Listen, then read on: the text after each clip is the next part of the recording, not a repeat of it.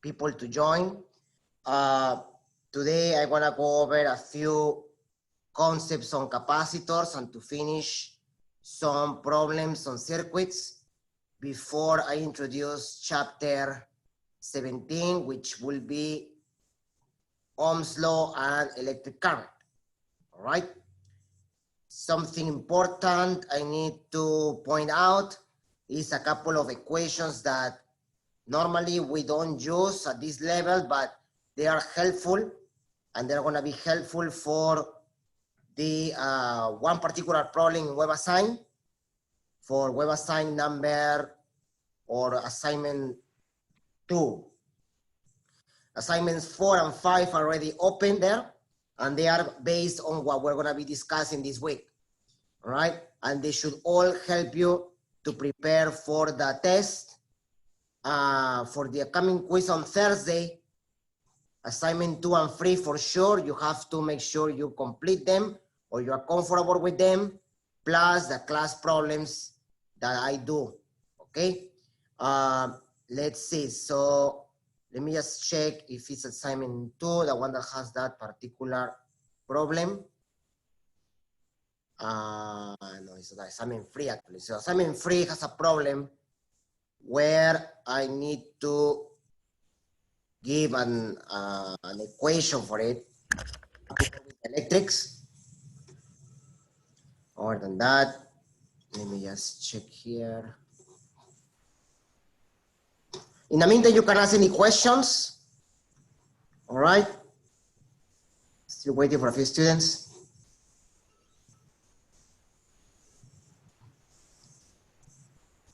Professor, when is the test?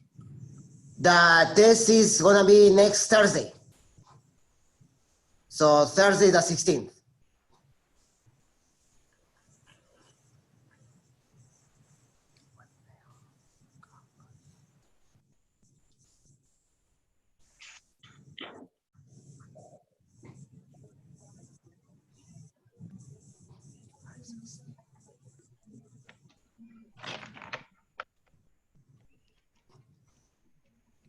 Okay, let me just check something here so we can start. Assignments, see here.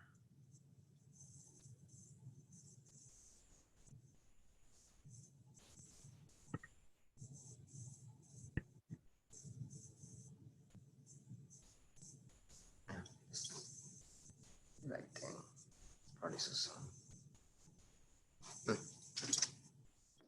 All right. A situation that I need to discuss today is the one where they give you a parallel plate capacitor, and first of all, they talk to you about the electric strength. So you can be given a capacitor like the ones we've been discussing yesterday, and we have the positive plate and the negative plate, and then we have the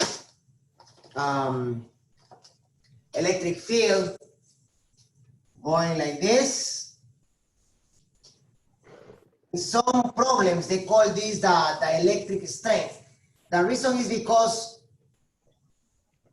if you have a dielectric where it produces a polarization of atoms, it introduces a new constant, which is the dielectric strength. The dielectric strength is also in units of volts per meter. When there is only air, then you call just this the electric field. That's because the electric field, right, is equal to the dielectric strength divided by K, where K is your dielectric constant, right? So if you place a dielectric here, like a rubber or insulator or glass or pipe or Pyrex, then you will have that the electric field reduced, right? The potential difference also reduced, but the capacitance goes up, right? Remember that we have Q over C equals to V. If you want to keep the same charge, right? So if there's a dielectric and with the electric,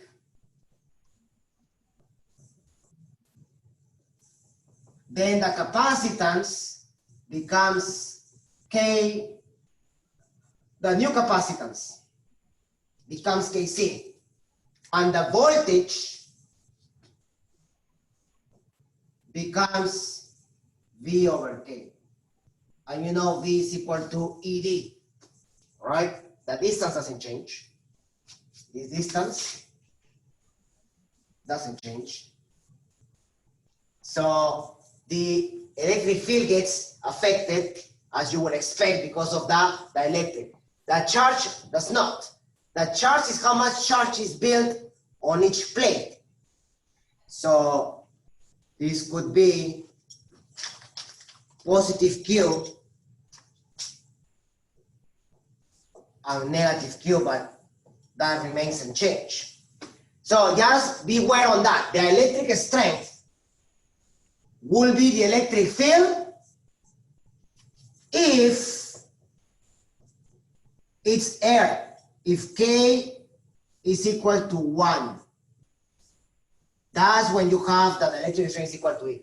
But that's not the only thing that I need to explain today, right?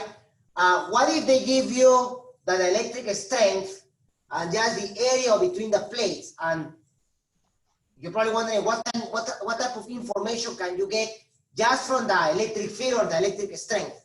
You can get a whole bunch of information. Okay, let's actually go on that side. So pretty much what happens is that the plates are three-dimensional, right? But in this case, they will be just two-dimensional rectangles or squares. So each plate has an area A, right? This one. Now, there is a way using symmetry to compute the electric field due to infinite planes, or basically rectangular or spherical surfaces. That's what we have to use in this part. The electric field, that's important, huh? Inside the capacitor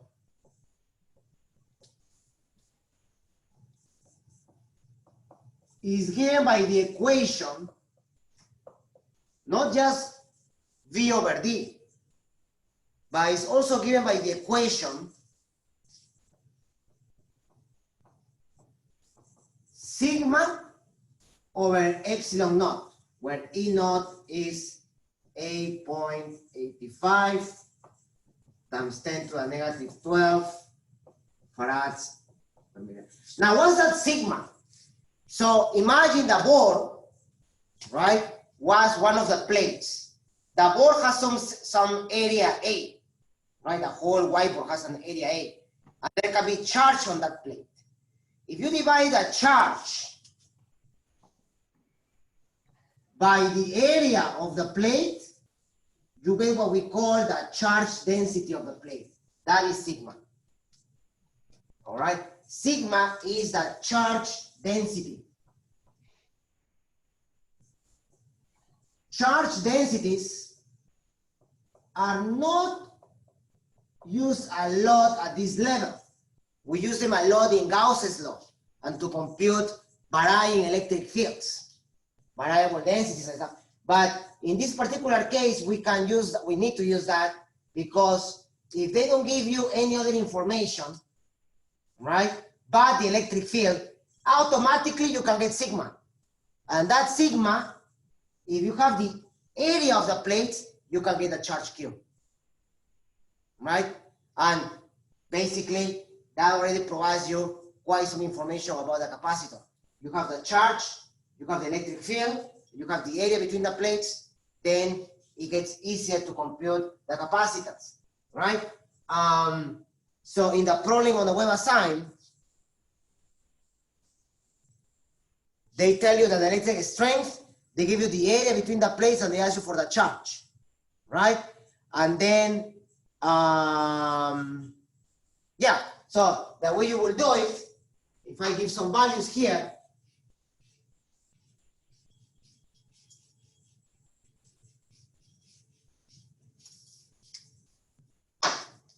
if the area was 4 centimeters square and the electric field or the electric strength was 6.0 times 10 to the 6 volts per meter. So with this information, there is not much you can do, but you have that now. So 6.0 times 10 to the 6 is equal to sigma over E naught 8.85 times 10 to the negative 12. So you can get the electric field, sorry, you can get the charge density from this, and you will get 53.1 times 10 to the negative 6. It's small because remember, you are dividing the total charge by the area. I mean, yeah, the total charge by the area, that's sigma, right? And then the charge Q will be sigma times area. So 53.1 times 4 times 10 to the negative 4, right? That's centimeters squared times 10 to the negative 6. So if I multiply that by 4, I get 212 times 10 to the minus 10, or 2.12 times 10 to the negative 8 coulombs. Or 21.2 nanocoulombs, right? So I can move the 0, I can move the dot here, and then this becomes 10 to the negative 9. So it will be 21.2, so here, 21.2 nanocoulombs. Not bad. You can get quite some information from that, right? And then they can give you the electric, and they tell you that the electric strength on paper. So if you want to find the electric field, given that the electric strength, right? Because this equation here is with electric field, right? But remember that the electric strength or the electric field is equal to the dielectric strength divided by K. So if it was paper, you have to divide D by K of paper or K of Teflon or whatever that will be given to you in the problem. And then you will find the electric field. And using the electric field, you do the same and you find the new value of the charge. All right, that should help you for the last question in assignment 3. So if you were stuck on it, that's how you do it. All right. Okay. Am I recording this? Yeah. Okay, so 21 people. Who is missing right now?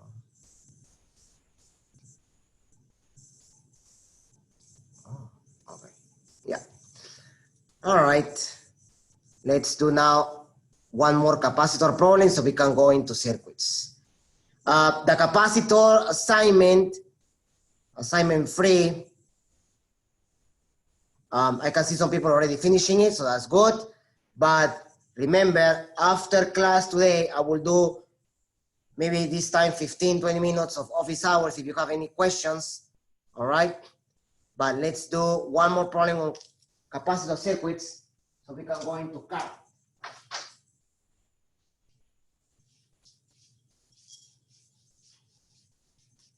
So this problem now will allow you to recall what we did yesterday. Let me see if I can change this a little bit. So, 2, that's 2. Yeah, let's change it to 1. So we have a circuit here.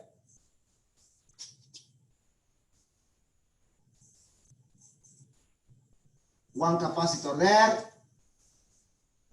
Another one here. Here and here again, similar to what we did yesterday.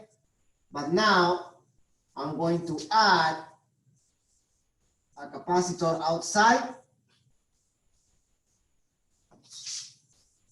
And if you have looked at the video I uploaded yesterday, then that should be a lot of information that you have already about this type of problems, right?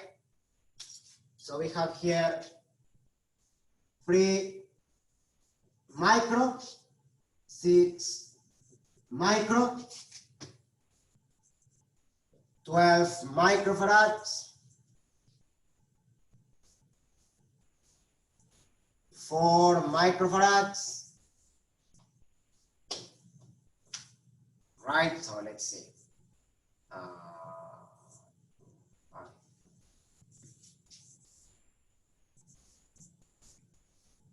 5 microfarads.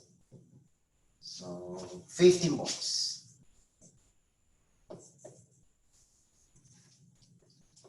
So part A, find the equivalent capacitance. You're gonna find CQ. And part B, you're gonna find the total charge on the circuit.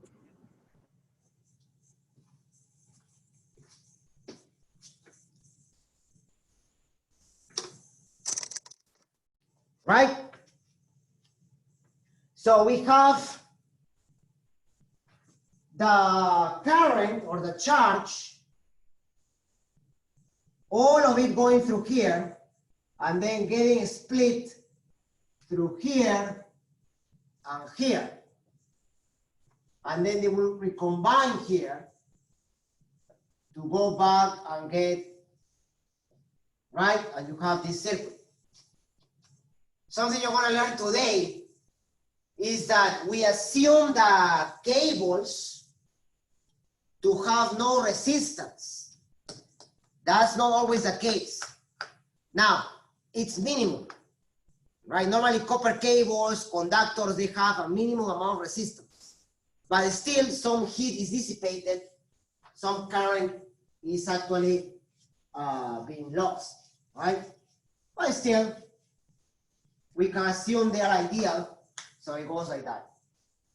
Remember, we have a configuration where these two are in series, these two are in series, and this one here resultant, and this one here will be in parallel, all right? It's not this in parallel and this in parallel. These are in series, right? And those ones are in series, and then we join them together in parallel, right? So we first work with these two, and these two first, and then we have we will get the capacitor of the loop. So let's start with that.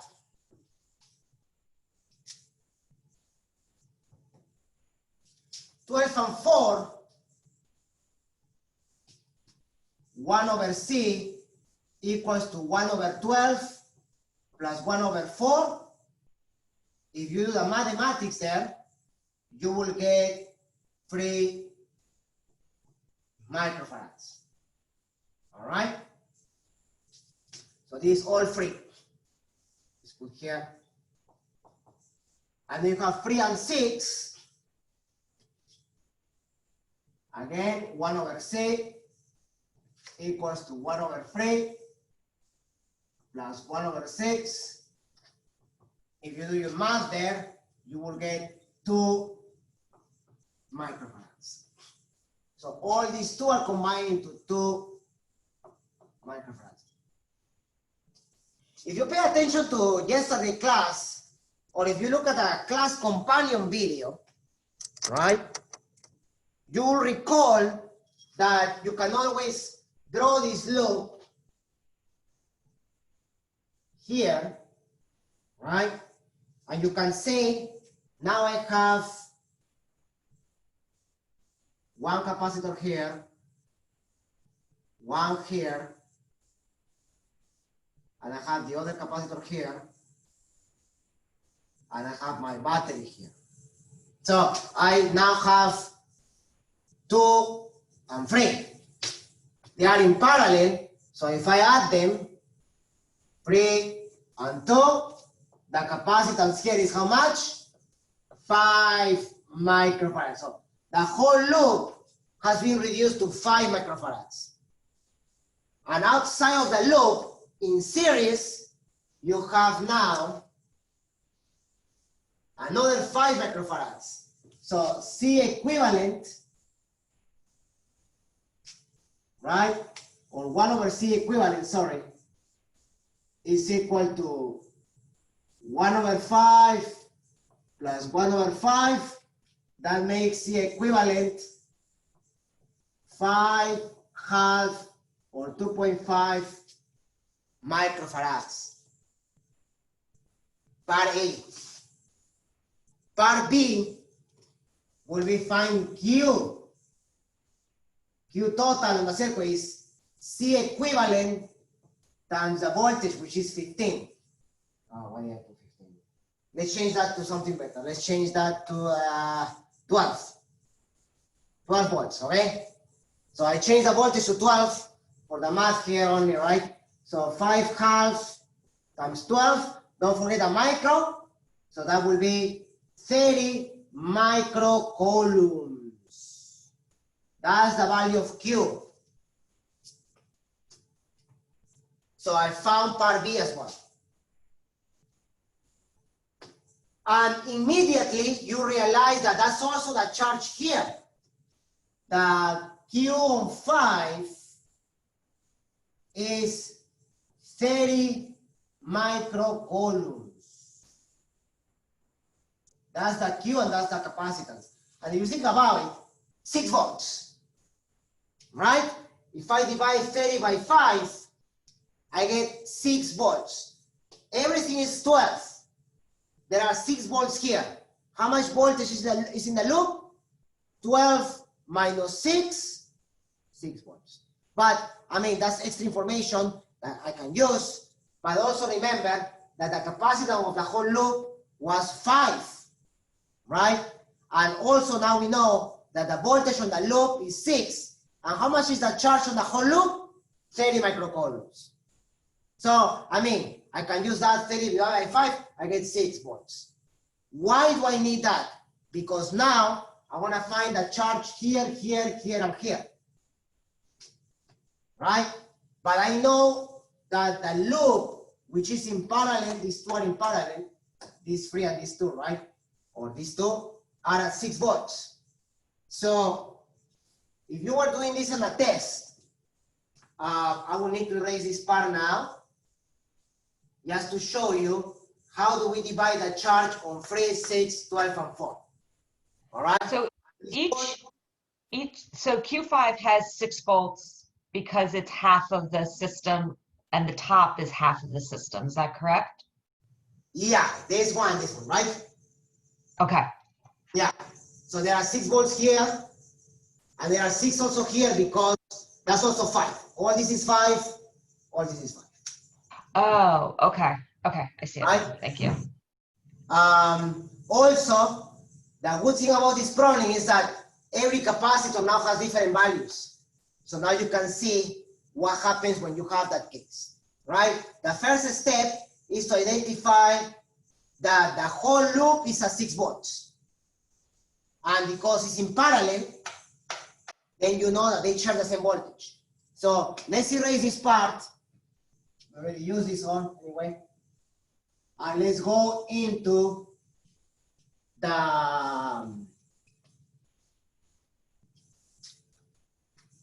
charge on that loop. So what you should do, I mean, I know I don't have to do this because I've been doing it for so long, but you should draw this. 2 microfarads you're kind of going backwards. If you look at the video from yesterday, that's what the professor does also in that video. He says, right, we are going sort of backwards to do this part now, to identify the charge on those ones. We know that the voltage here is 6 volts. But you know that that's the voltage on free equal to the voltage on 2, which is 6 volts. Therefore, I can say that the charge on free is equal to 18 microcoulombs, and the charge on 2 is 12 microcoulombs, because I do CV.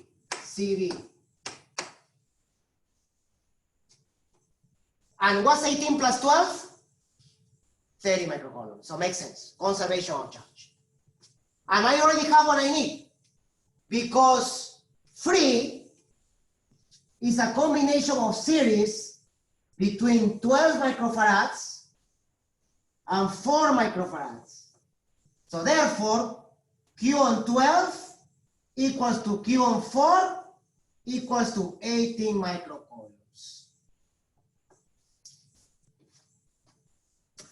So I found a charge here. Then Q on 2 is the same as Q on 3, the same as Q on 6, which is 12 microcoulombs. Any questions?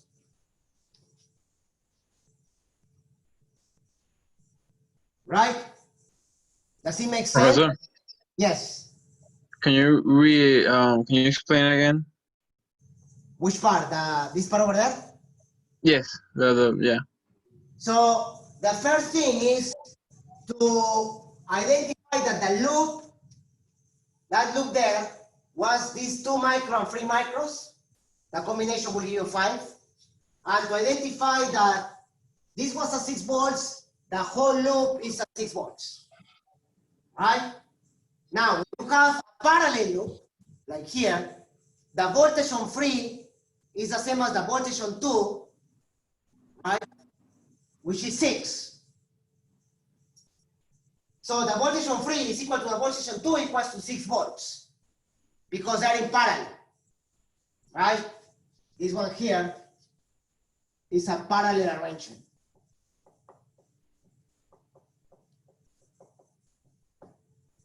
So that's why it's true. So we know that the voltage on 3 is 6. So what's the charge on 3? 18 microcoulombs, right? Because Q over C, right? Or Q is equal to CV. So you multiply the capacitance and the voltage, give you 18 microcoulombs.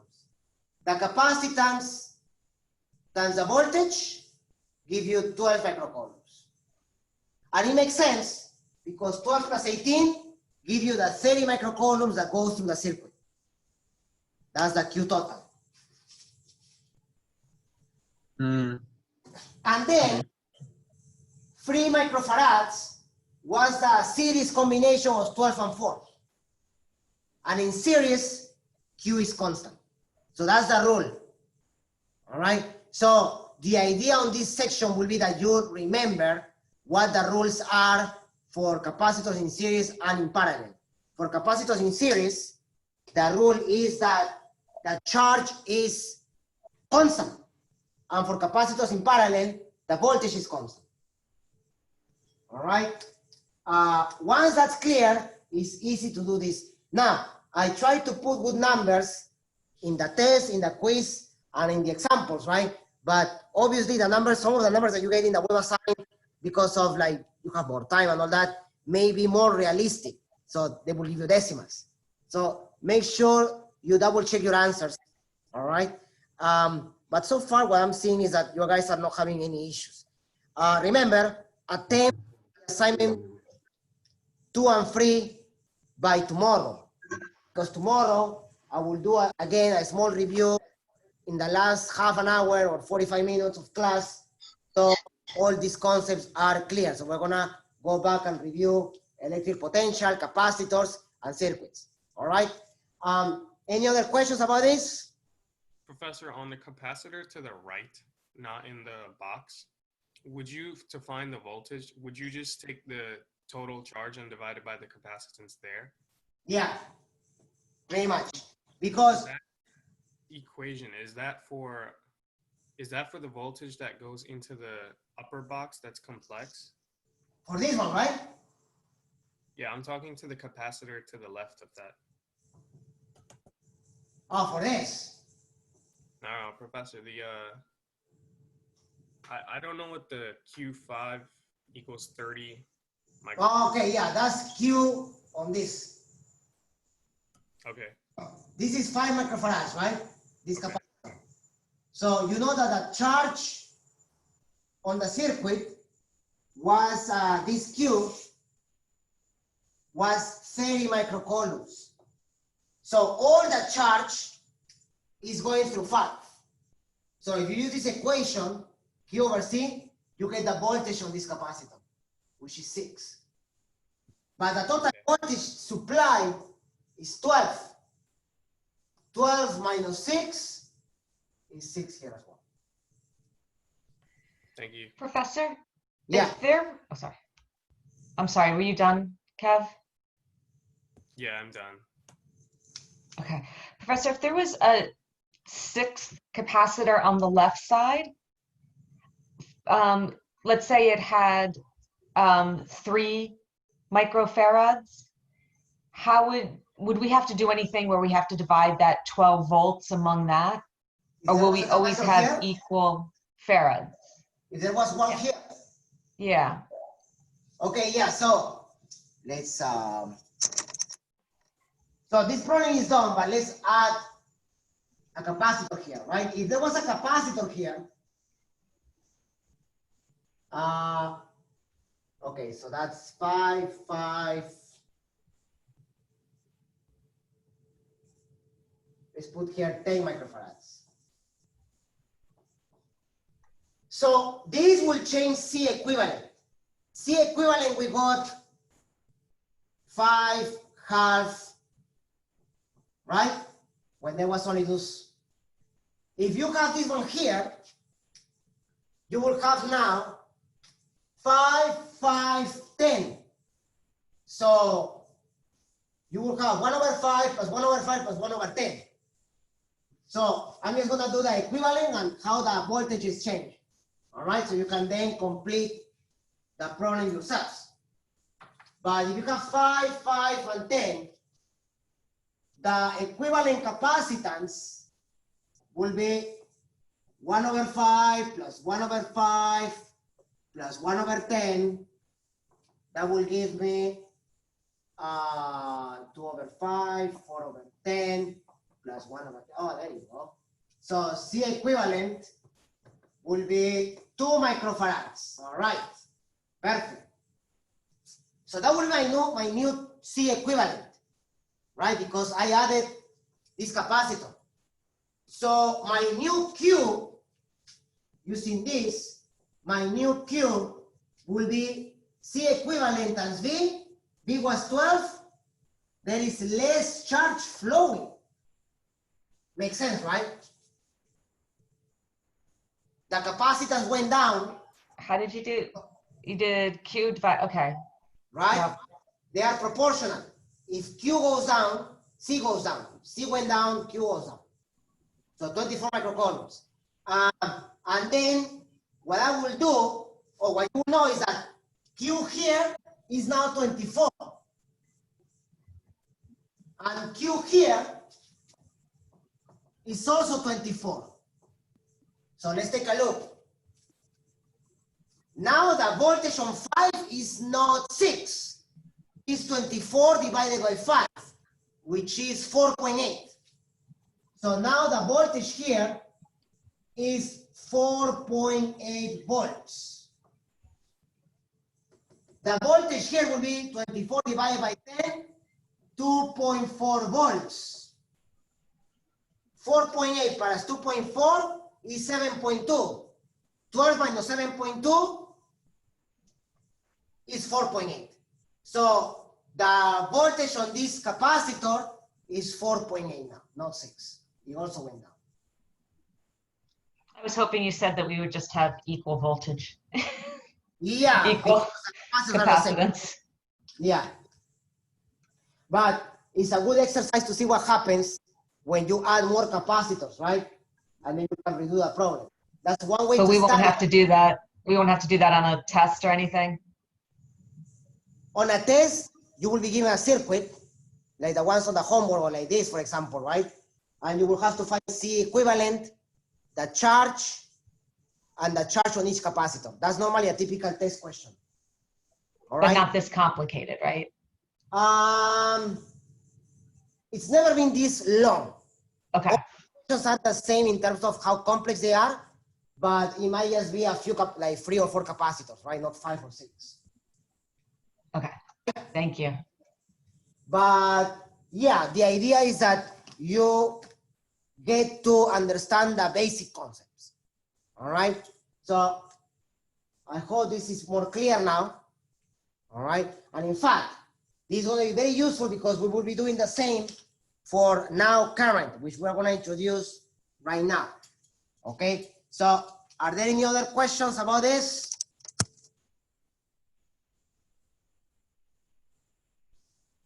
So let's share the screen.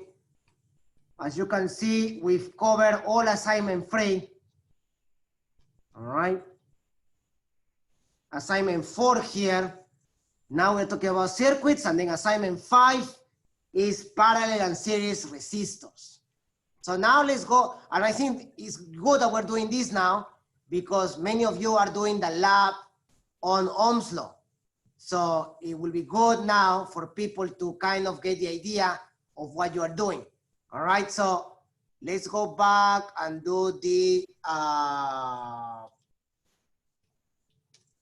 simulation so I can show you. Oh, that's why I wanted a DC virtual lab.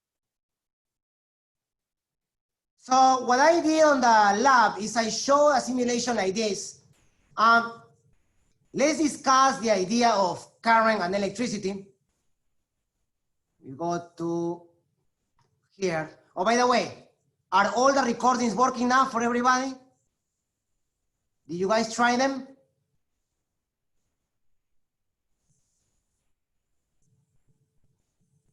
The only thing that you might be missing is a password. So if you need any, let me know, all right?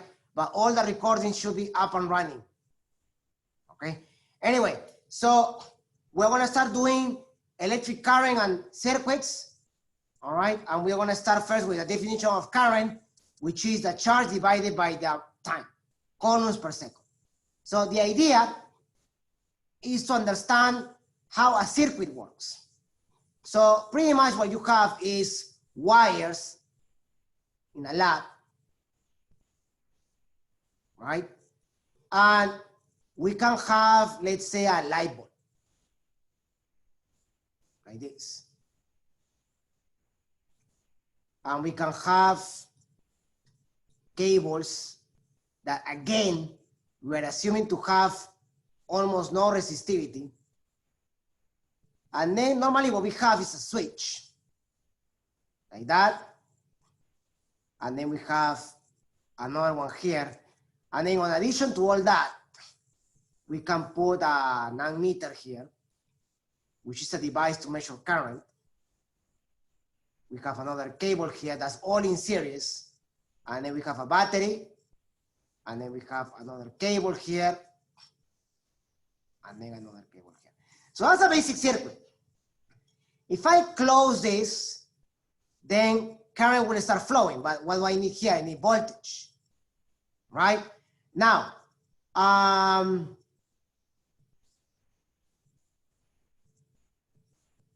okay, what happened here? Oh, that's why. There it is.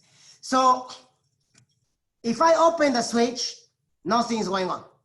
If I close the switch, you start having current going through the light bulb. Now look at the nice simulation, right? They show you these electrons flowing through the circuit. So that's something that you should know about current. the convention about current is positive charges flowing through the circuit. It was later that we realized that it was actually electrons due to their low mass and due to their dynamic, that they are the ones who are actually in motion in the circuit, right? So they are the ones who are accelerated by the electric field.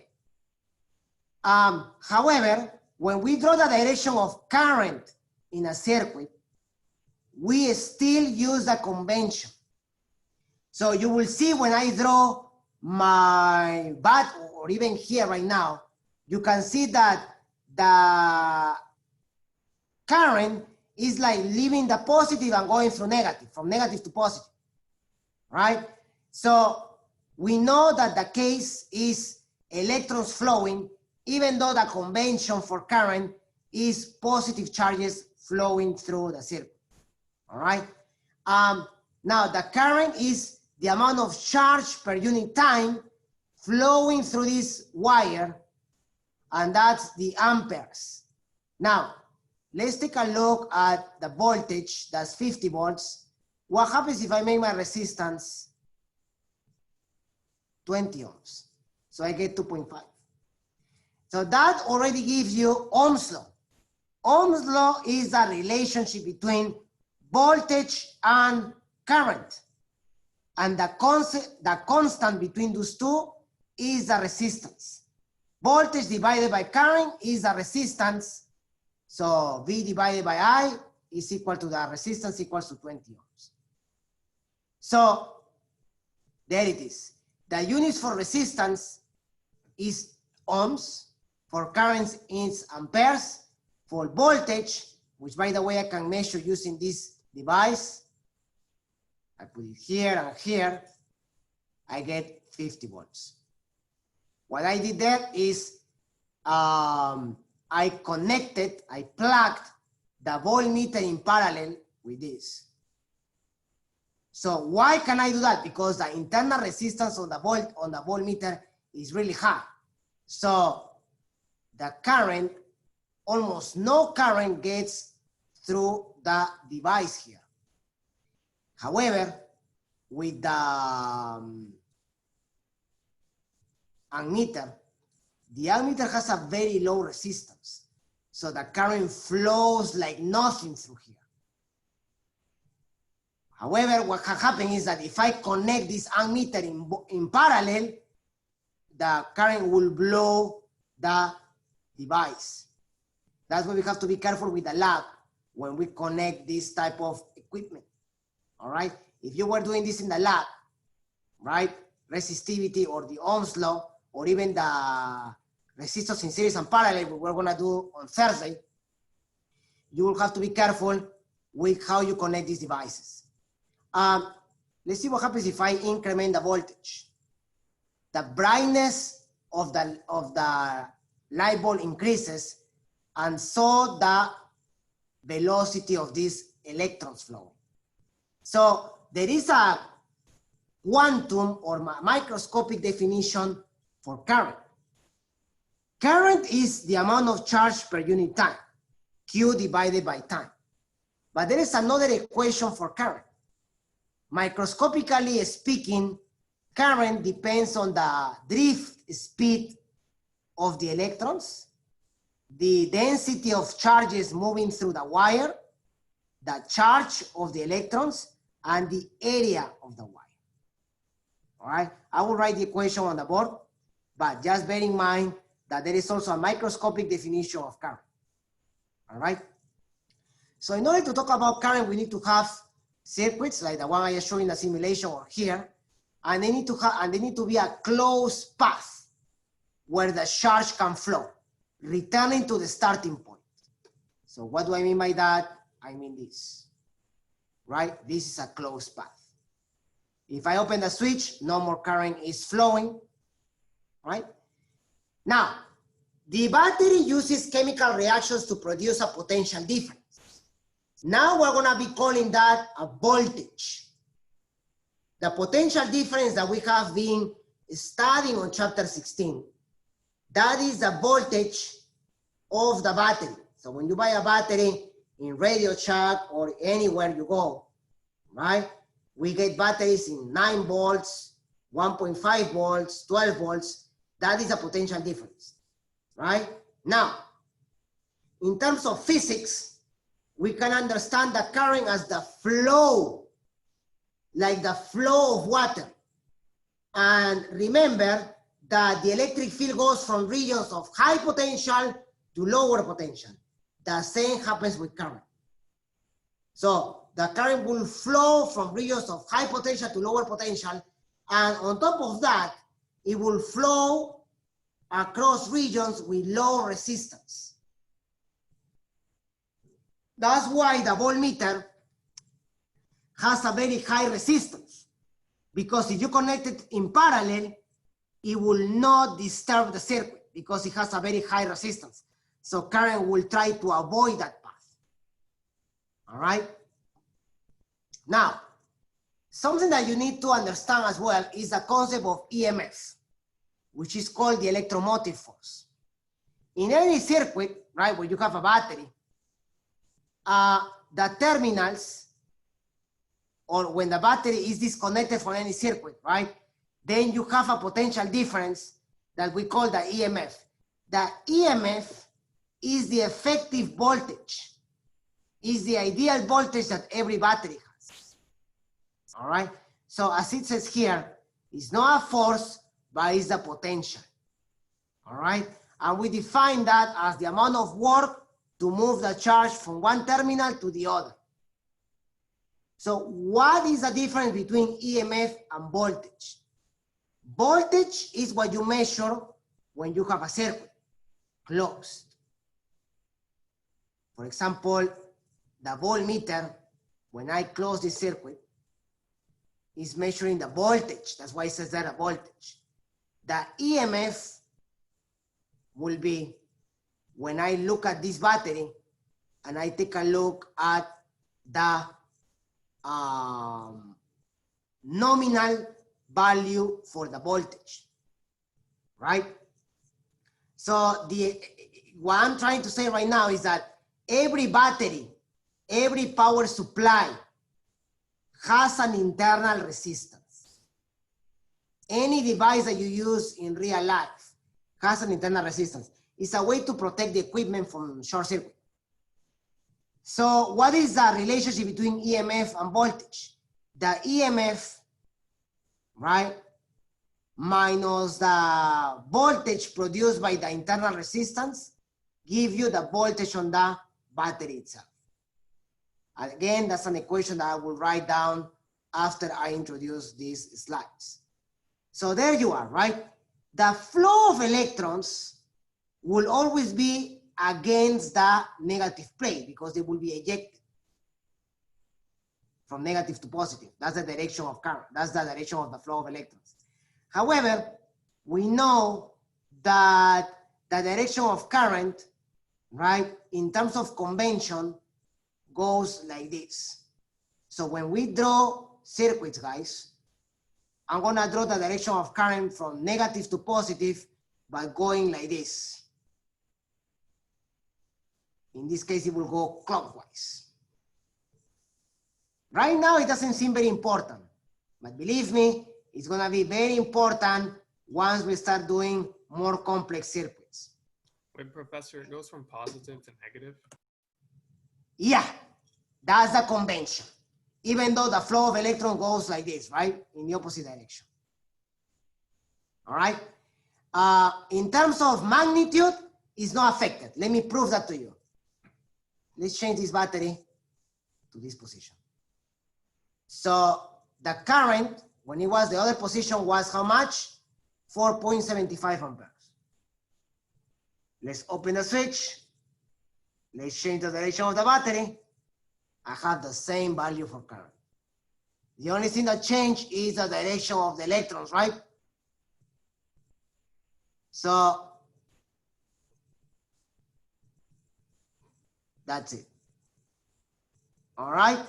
So in terms of convention, the current will always go in the opposite direction of where the electrons will flow. So what does that tell you about the electric field? That the electric field is on the same direction as the current. In some way, I believe that's one of the reasons why they kept it like that. They kept the current in an opposite direction of the flow of electrons, so it could match the direction of the electric field. Right? Now, electrons flow in a circuit not very smoothly. There are collisions between the walls of the conductor and between the electrons themselves. So the way you have to picture the flow of electrons is like this. In a very zigzag way, right? It's a very, they bounce around a lot. So how come electricity can move so quickly? For example, if you go to a room and you turn on the switch, light turns on very quickly, right? In a fluorescent. How come that's the case if electrons take so much time to go from one point to another in a cable, right? Due to this bouncing. That's because the electric signal, as it says there in the slides, propagates much more quickly, in some cases almost at the speed of light. You know why? Because as soon as you turn on this switch, so here, right? I turn it on and automatically the light bulb turns on. That's because as soon as I turn on the switch, a potential difference is being applied between the ends of these terminals. And as soon as you see a potential difference, as soon as you see that, automatically, almost instantaneously, you have an electric field. That electric field is responsible for that energy that you see there. Make sense? Right? So that's why. So Ohm's law, V over I is equal to R. That's why in the lab I highlighted that it would be a good idea to just change and plot voltage versus I, because when you do the calculations, the slope of a voltage versus current plot will give you the resistance, which is in units of ohms. Volts per ampere are units of ohms. Right? So let's talk about resistivity. What I mentioned before is that, what is a resistor, by the way? A resistor, so if I cut this away and I remove it here, a resistor is a device like this. And we can use it in the lab to study the motion of current. That's going very fast because the resistance is very small. So let's go to around 30 there, 3.5. So the amount of resistance depends on a few values. Let's take a look at the cable per se. We assume that these cables here do not have any resistance. That's not always true. Depending on the material, right, and depending on the type of conductors or even insulators, you can have something called resistivity. The resistivity is a property of a material. And the resistivity tells you or gives you the amount of resistance the material could have. So what is the resistivity? And I don't know if that's exactly here.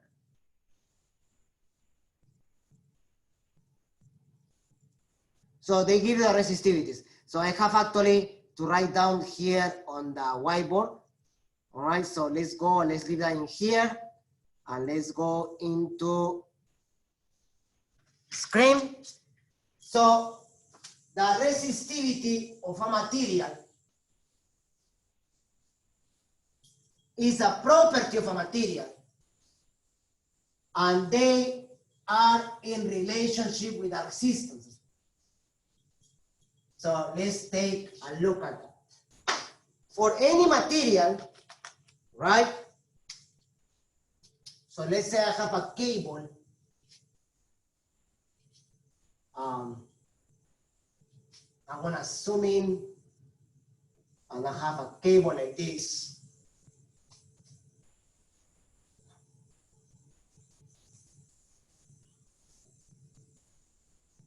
I have current flowing between these two ends, which can be at a potential difference like this.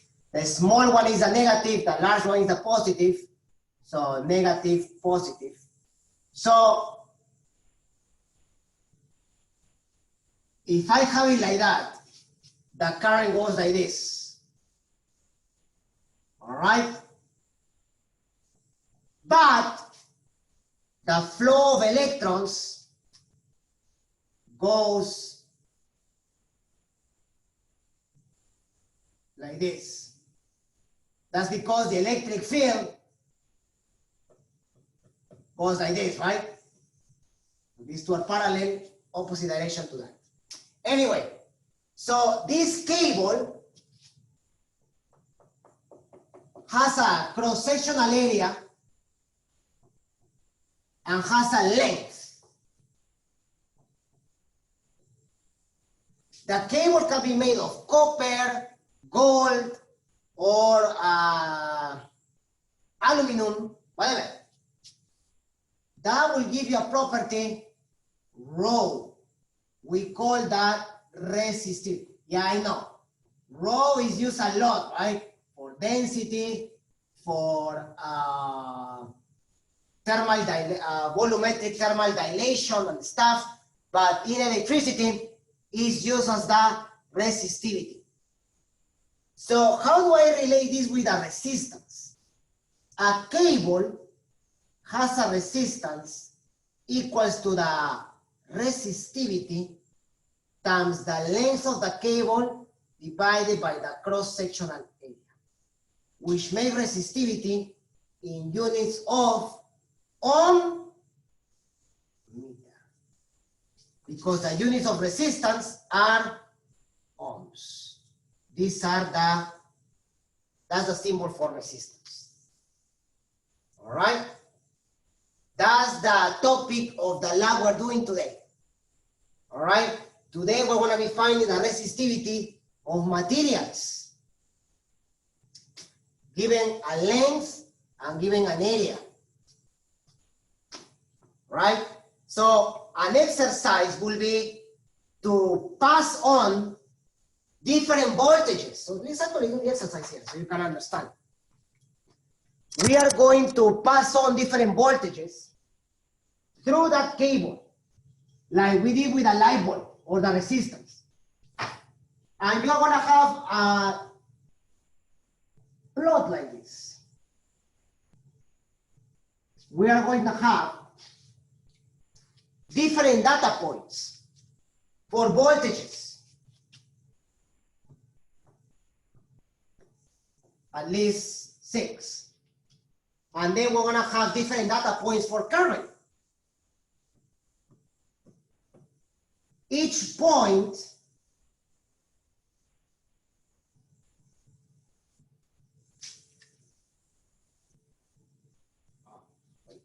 that's that, that's here, that's here, here, right? So what you will do is you will pass on a line that goes sort of like this, right? Not all the points are might be on the line, but the idea is that the slope will be P over I. So this is the current in amperes, and this could be the voltage in volts. So this is the resistance. So delta V over delta I is the resistance in ohms. has to be in amperes, right? And if I have the resistance, if I find this value, I can very well use it to compute the resistivity if I know the length and I know the area of the cable, the cross-sectional area of the cable. All right, so that's Ohm's law. So this will be Ohm's law.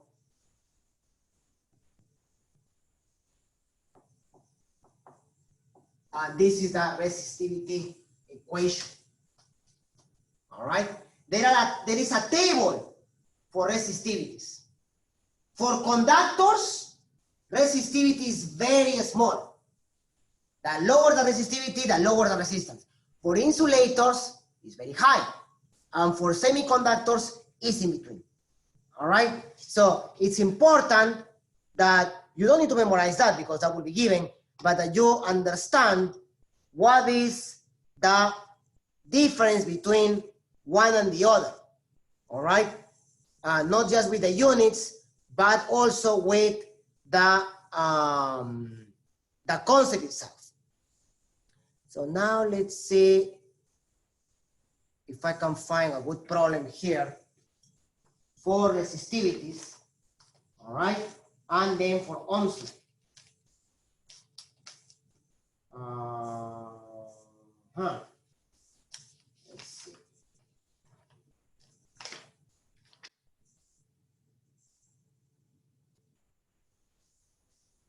Okay, this is a good one.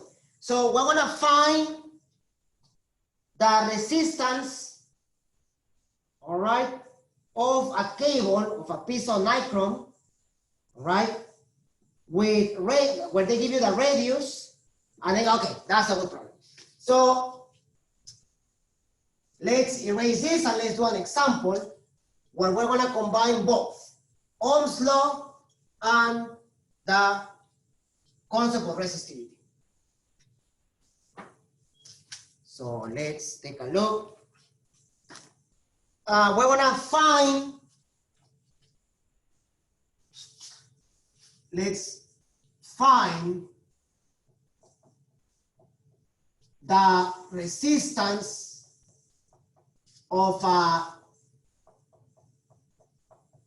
nichrome 2-meter long wire. All right.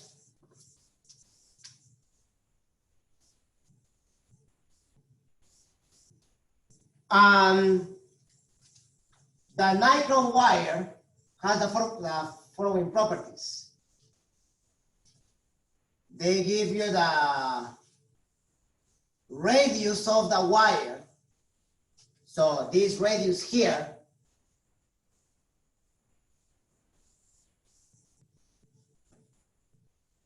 is small, is 0.321 millimeters.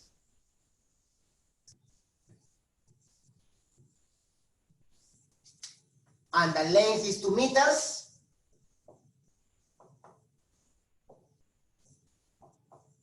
And they tell you also that there is a voltage supply of 10 volts.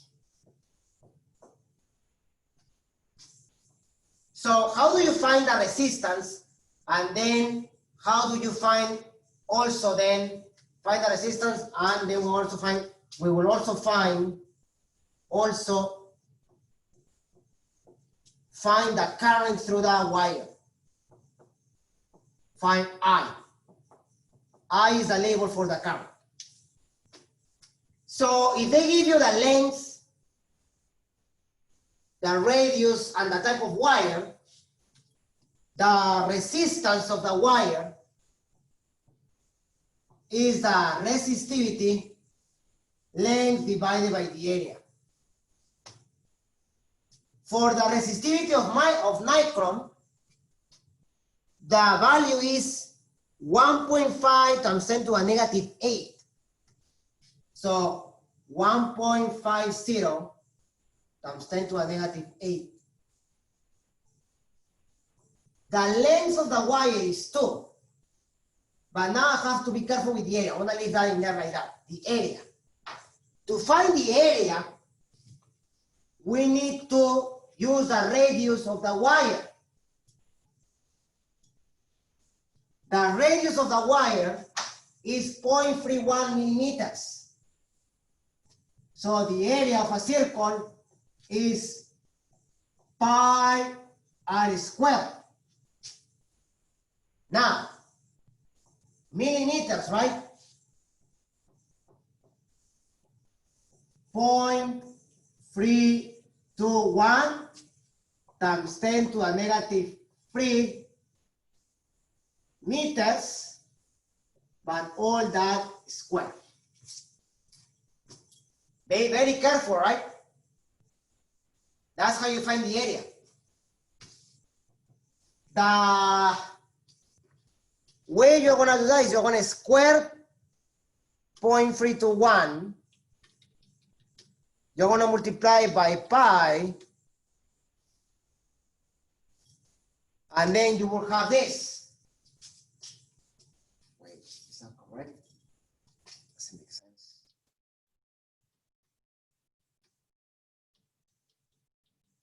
Okay, yeah. You get 0.324 times 10 to the negative 6 meters squared. Yeah, 363. So I will have here 1.50 10 to the negative 8 times 2 divided by that.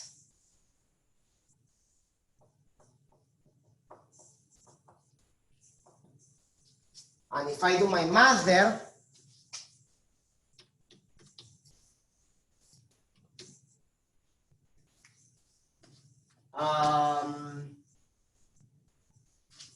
this should be, yeah. So 9.26. So here, 9.26 times 10 to the negative 2. Oops. Not a lot of resistance, as you would expect. High conductor as well. Right? And then to find I, V over R. So it will be 10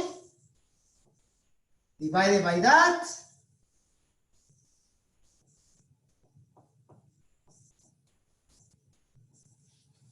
And that will be 1,000 divided by 9.26.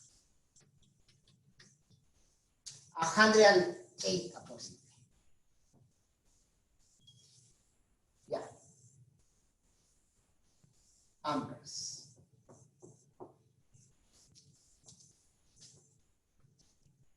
So you will probably find yourself doing something similar in the lab today.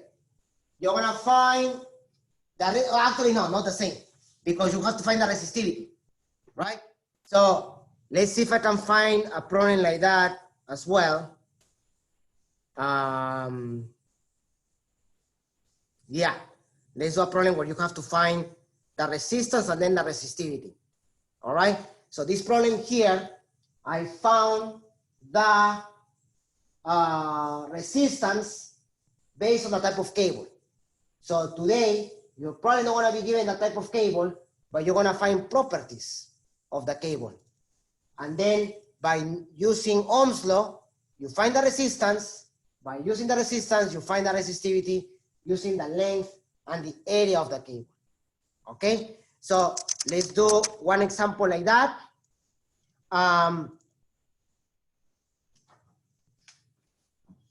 Let's erase this.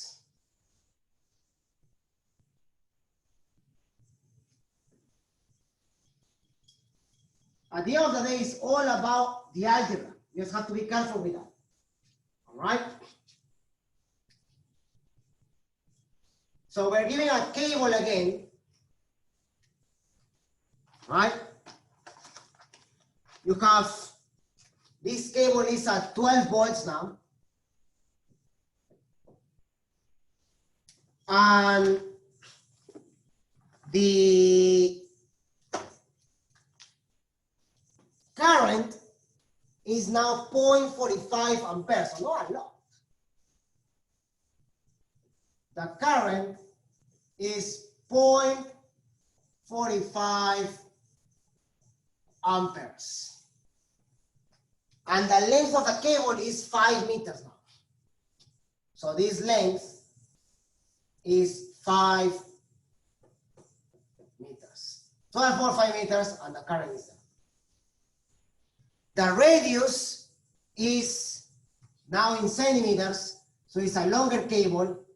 The radius is 0.35 centimeters.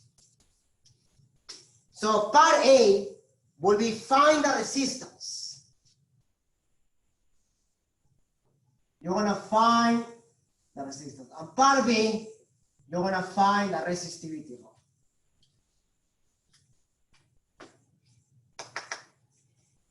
To find the resistance, that's just V over I. 12 divided by 0.45. Right? That's 26.67 amperes. Ohms.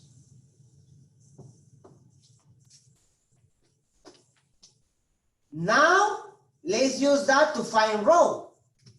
We know that we know that the resistance is rho length over area. So then, rho is resistance times area divided by the length of the cable. So I write here, right? The resistance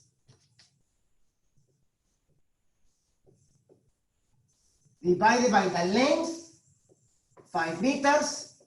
And what is the area? The area will be, again, pi r squared. So my radius is 0.35.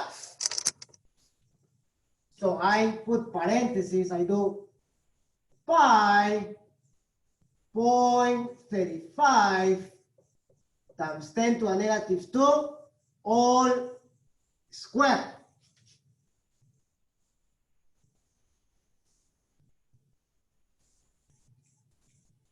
Um,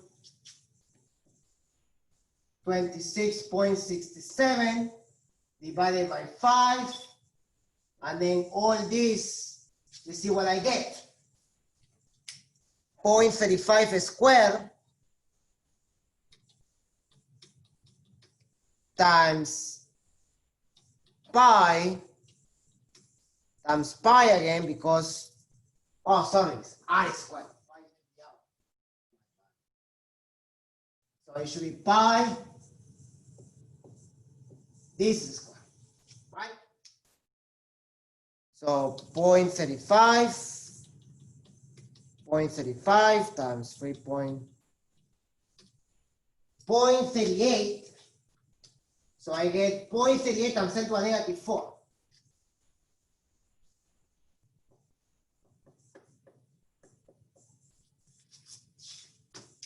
And then when I do my math, times,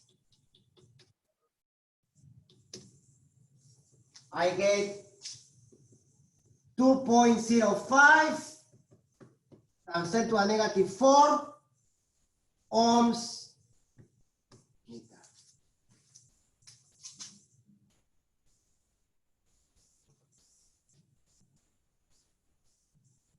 So that would be more like maybe a semiconductor there. All right.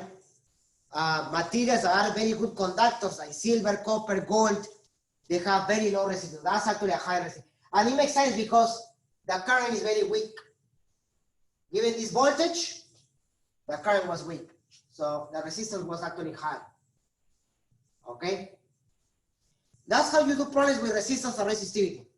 And that's the introduction for current and resistance. What I want to show you now with the slides is applications of this Ohm's law on circuits. All right? And with that, we will be finished. We'll be doing more problems, of course, later on. But basically, we're covering aspects on assignment number 4 right now. Okay? Are there any questions about these concepts?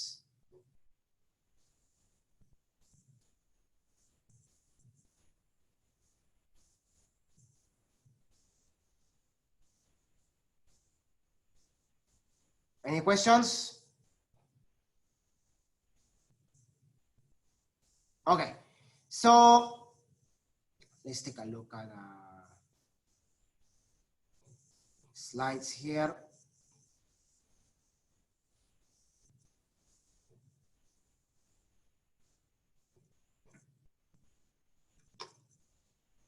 Oh yes, so something that you guys should know about this is that the temperature also plays a factor in the resistivity. So when you look at a table like this, normally they should give you resistivities with also their correspondent temperature coefficient of resistivity. That means that the resistivity as the temperature goes up will actually go up. All right? There is an equation for dilation of materials is the same as the equation for how this changes. All right? And also resistivity decreases as the temperature decreases. All right? That's why in real life, okay, when we talk about superconductors, right, we normally have them when the resistivity drops to almost 0, but normally that temperature is below the freezing point of water. All right, so we have had superfluids and superconductors at very, very low temperatures. All right, which makes up to a challenge because superconductors can and are very useful for science, but to recreate them at room temperature, that's the tricky part. All right, so for example, in order to perform nuclear fusion in a reactor, we will have to use superconductors. But guess what, right? Nuclear fusion happens at very high temperature, and superconductors exist at very low temperature. So there is an issue there where we have to find the middle point, right? Now, power. You remember the equation that you have in front of you? The electric potential energy is equal to Q times delta V, or delta Q times V. But you remember what's Q? Q is equal to, or Q over time, right, is the current. But what's energy divided by time? It's there. It's power. So if you were to combine those two, you will get that the electrical power in units of watts, just like the mechanical power, is equal to the current times the voltage on the resistor, right? So we have another equation there. In this case, that's an equation for power, I times V. But we can combine this equation with Ohm's law, and just like we have with capacitors, we can get other two equations for power. I squared R or V squared over R, right? What is power is basically the amount of heat / friction inside a resistor,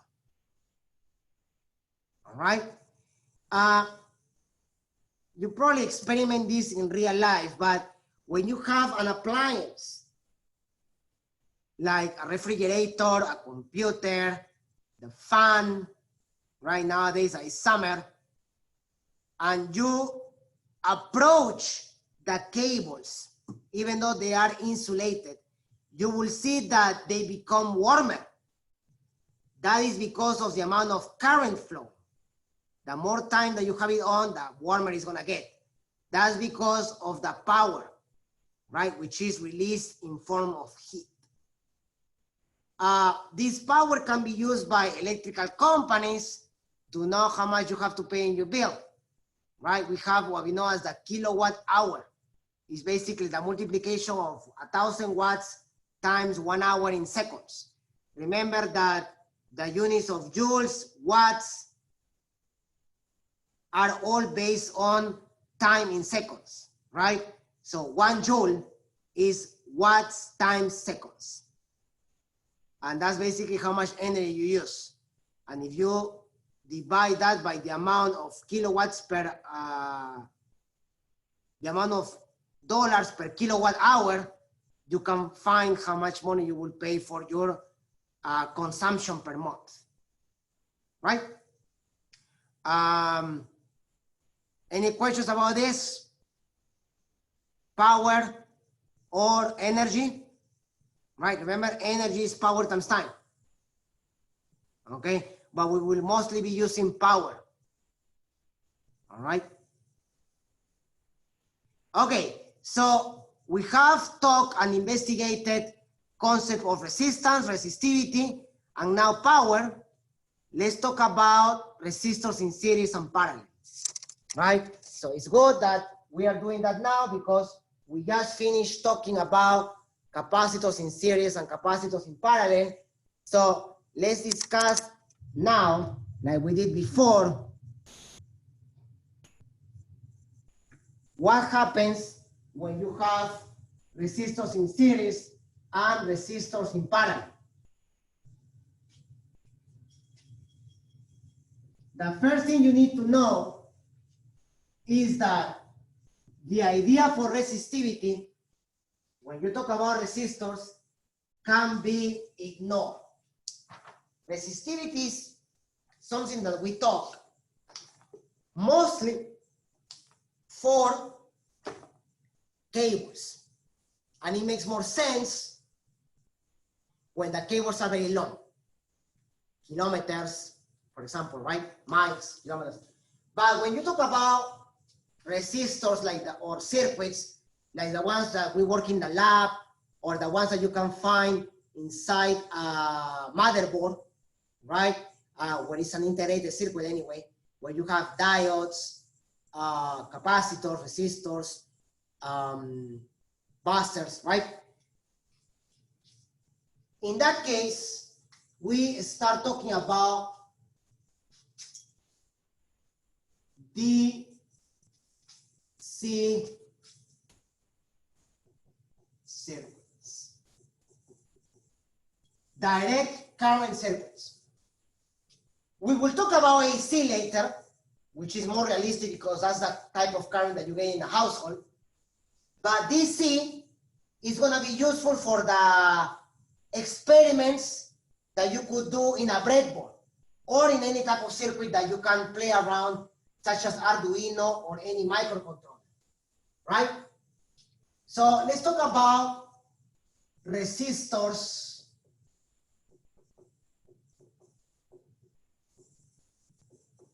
in series.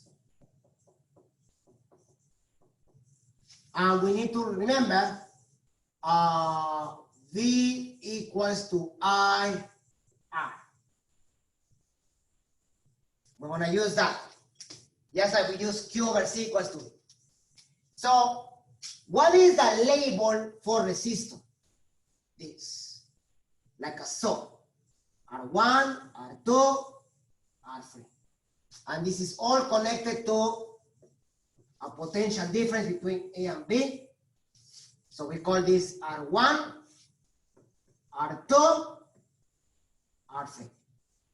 Remember that the definition of current is this. So,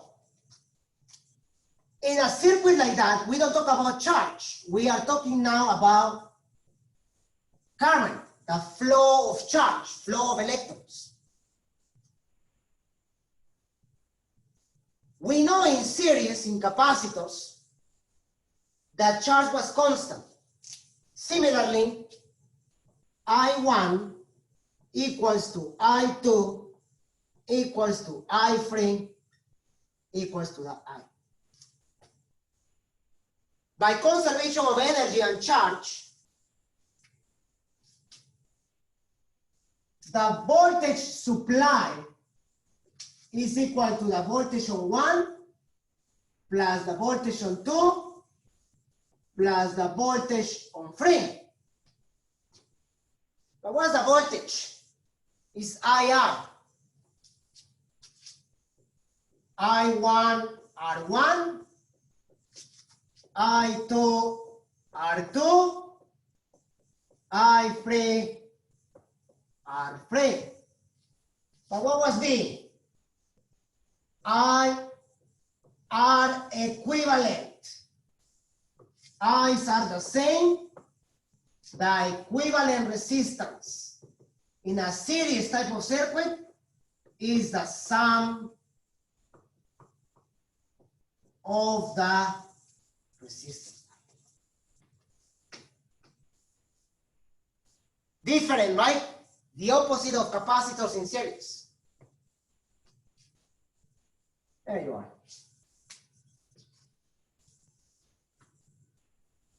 In parallel, well, as you expect, in parallel now, what you have is the opposite. So that was in series, huh?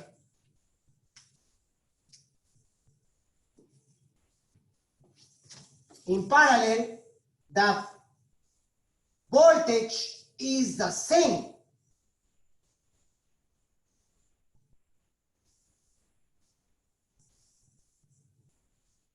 So V1 equals to V2 equals to V3 equals to the V equals to V1 equals to V2 equals to V3. The thing is that the total current is equal to I1 plus I2 plus I3. But what's I? I is V over R. V over R. So 1 over R equivalent is equal to 1 over R1, 1 over R2, 1 over R3. That's in parallel there. Therefore, we open a new set of problems. We can now start playing around with circuits in series or in parallel. And let's do an example now. We have time for at least one example.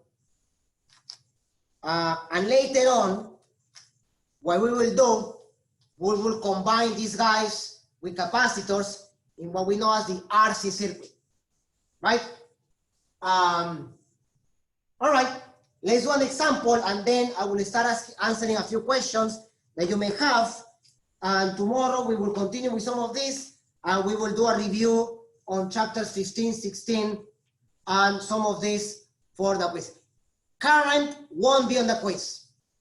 All right, I just decided that if it's probably a good idea to just leave it for the exam. So this won't be on the quiz on Thursday, but we need to continue with the topics.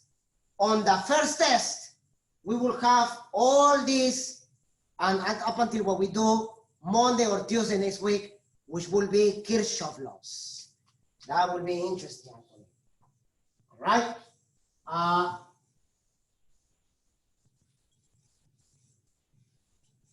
Let's erase this. That's all in the slides anyway. But now let's do a problem. And please ask any questions, but they're going to be very similar to what we had before. This one looks like a good one. So now we're going to have circuits like this.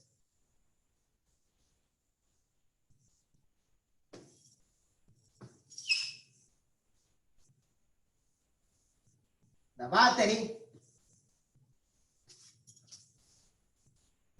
a resistor here, a resistor here, and then a loop. Sort of a loop. It's actually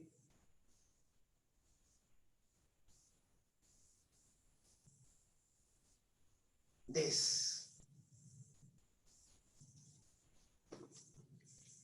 So the values are 6 ohms, 3 ohms, 2 ohms, 4 ohms, 18.0 volts for the battery, and part A, find REQ, part B, find the total current on the circuit. Okay. So, again, right, this problem can make some students make some mistakes. I've seen some students doing this and this in parallel first, which is already a mistake, or trying to do this in series. Let's see what's really going on. All right.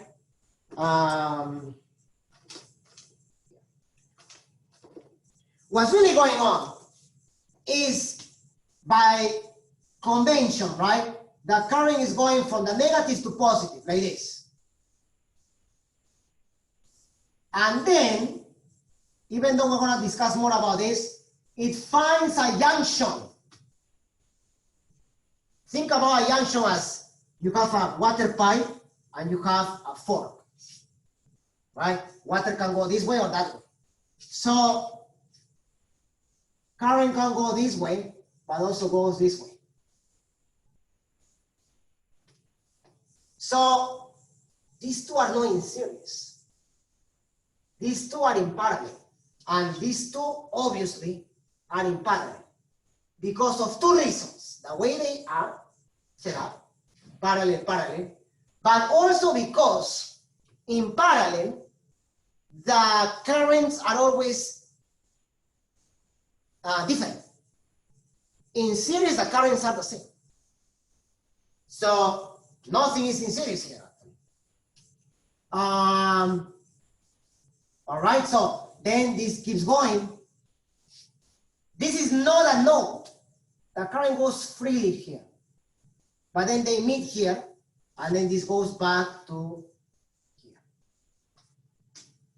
Right? When we start doing Kirchhoff laws, we're going to be calling all these different values, because for Kirchhoff laws, it's more complicated. The circuits are more complicated than this. Anyway, so we know these two are in parallel, but guess what? Once I combine these two in parallel, I will get the following circuit. I will get, again, my battery. I will get a resistor here of 2 ohms, the combination here, and here we'll have this. So this will be 4 ohms, 2 ohms. Let's find this guy. 6 and 3 are in parallel. Now we know in parallel, 1 over R equals to 1 over 3 plus 1 over 6. So R will be 2 ohms if I combine these two. So this resistor here is 2 ohms. Awesome. And remember I said, right? These two are not in parallel. What is this? This is in series. 2 plus 2, 4 plus 4, the equivalent, 8 ohms. Part B, the current on the circuit will be the battery, which was 18, divided by 8,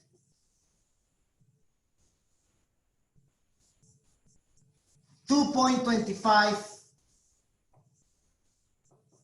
amperes. Any questions about this? On how I did that problem? I mean, if you understand capacitors, it's very similar. It's just that the equation that you're using now is this. V equals to I R. That's the equation that we're using now.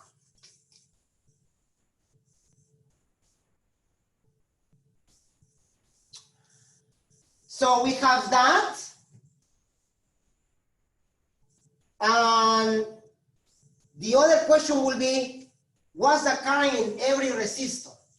Because they are in series, the current here,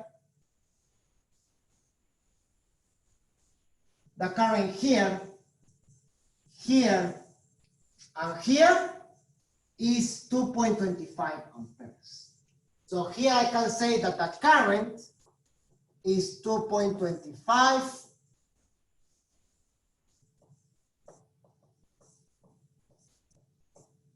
but what about these two? How do I know how much current goes in here and here? Well, the resistance was between these two, the resistance was 2. If I know that the current here is that 2.25, we know that, right? It's the same current. I can find the voltage. The voltage will be 4.5 volts. So the voltage on 3 is 4.5. The voltage on 6 is 4.5. Voltage divided by R is the current. So let's do it here on the right hand side. This guy is a parallel combination of 3 ohms, 6 ohms. But the voltage is 4.5 volts. Therefore, the current on 3 is 4.5 volts divided by 3, which and then the current on 6 is 4.5 divided by 6.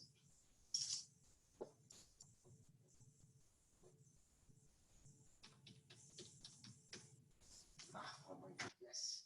1.5 amperes.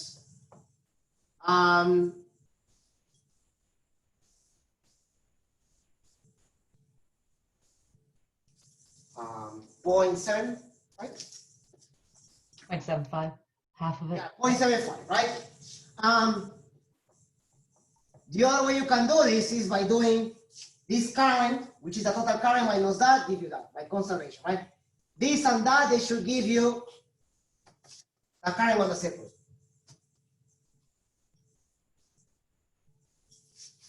All right, right on time. Any questions about what we've done today?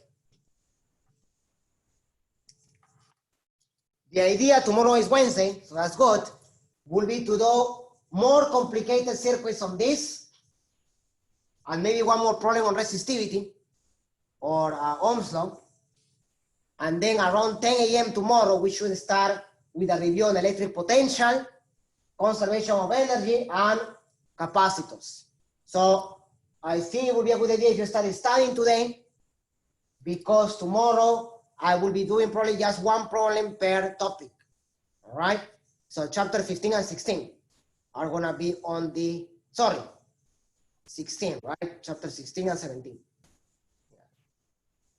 The quiz is just chapter 16? Chapter 16, yes, chapter 16. So capacitors, electric potential, and electric potential energy.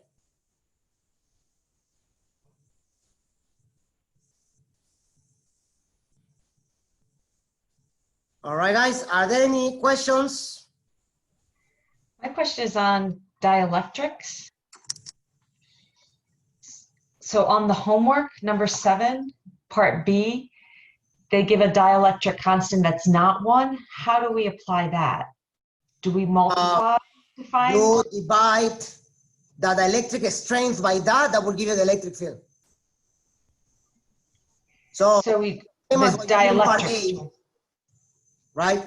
To find the sigma, you do E equals to sigma over E naught, and then you find sigma, and then sigma times area is a charge. That's how you do part A. Part B, they give you the electric, so you have to divide the electric strength by K. You first divide, that will give you the electric field, and you use that electric field to find sigma again. That will be a different sigma, and you think about it, right? It's just sigma divided by K, right? It's the sigma that you had before divided by K, but they give you different values, so be careful. So find the electric field, find the sigma, and multiply by the area to find the new charge. Okay. Okay, I'll try. All right? Okay, don't go anybody, please, because what I want to do now is I want to see how many of you are here. Okay, everybody's here today. All right, guys. So I will just put the attendance. We have a lab at 11:30, right? Let me just see if I have it already here because I was preparing that today in the morning. And if you have any questions about submissions of lab 2, I will probably go over that during office hours. I will start them again at 11. All right. There will be a link and a password for the office hours, just like we do for the lecture. All right. Just make sure that if you are going to be there, you have questions about the labs. All right. I can also answer questions about the lecture, but I would prefer to do it for the labs. All right. In any case, I'm going to finish the recording now and just